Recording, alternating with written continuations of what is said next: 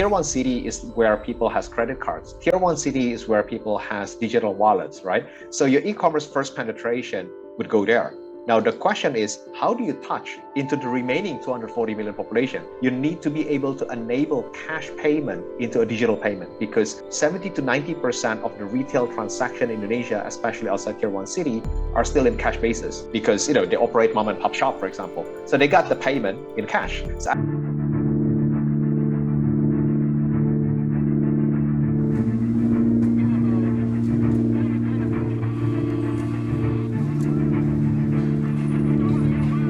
Hi, ASEANPATH. I'm Teddy Utomo. I'm the president of Bukalapak. Happy to be here with you. Now, Bukalapak is Indonesian. We don't call it e-commerce. We now call it all commerce because we engage both in online and offline. Our target and our key strength are actually in outside Tier 1 city. Over 70% of our business are generated from outside Tier 1 city. Our focus is on the SME in terms of the seller and also enabling and empowering SME, but at the same time providing value added to our end user. The reason why I emphasize on the SME is because, if you looked at Indonesia, I think everybody kind of see the country massive amount of potential, demographic dividends, over 60 million SME across the nation. We are talking about 250 or 240, 250 million people live outside the Tier 1 city.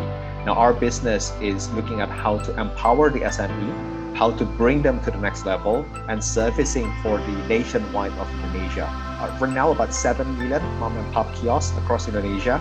We provide through technology the capability for them to upgrade their business so that they can service for to be a phone credit top-up agent, even remittance, so they become basic financial service provider, bill payment agent, right? So today they have a choice of their expansion of the business, if you wish, to improve their well-being. Indonesia e-commerce market, it's a very vast potential. A lot of people has not taken into account is that as fast as the growth we have seen in the past, they are mostly generated from Tier 1 city. Tier 1 city is where people has credit cards. Tier 1 city is where people has digital wallets, right? So your e-commerce first penetration would go there.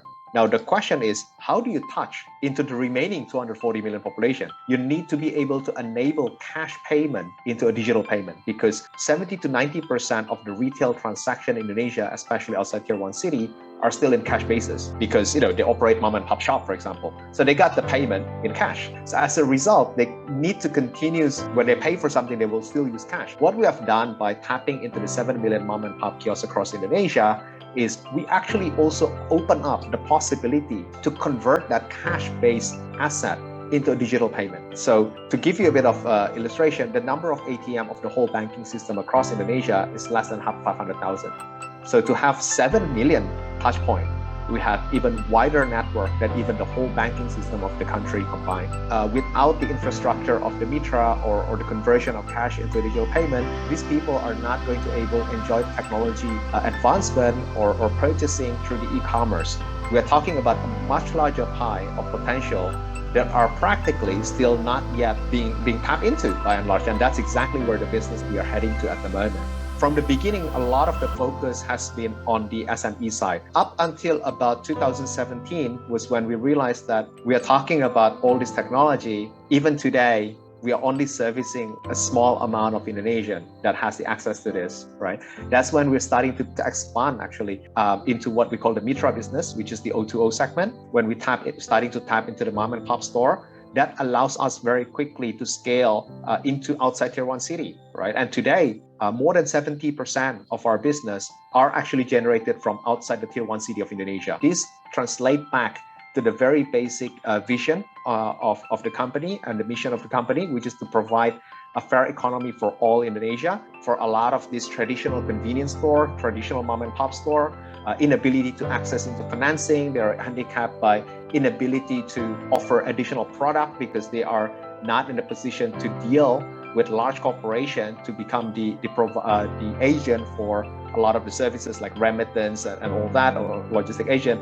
We do that for them because we are corporations. We made that contract with the service provider or the virtual product seller or the FMCG producer, right? In the very early start, obviously branding was very difficult. when nobody kind of understood.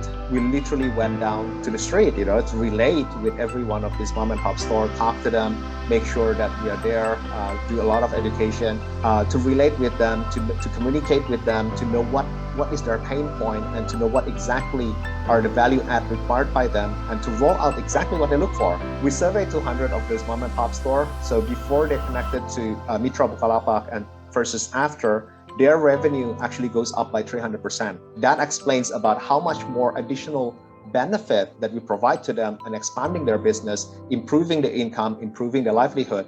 And I think significantly large pie that previously was largely untapped. The COVID pandemic that did accelerate, human behavior, not wanting to travel out or being outside your residential area much, right? And that's give rise to a purchase through the apps, through marketplace. Because of the COVID pandemic, what happened is that people does not want to travel too far. So when they purchase their basic necessity, they go to that mom and pop store in front of their house because they feel safer. It's like 10 steps away from their doorstep, right?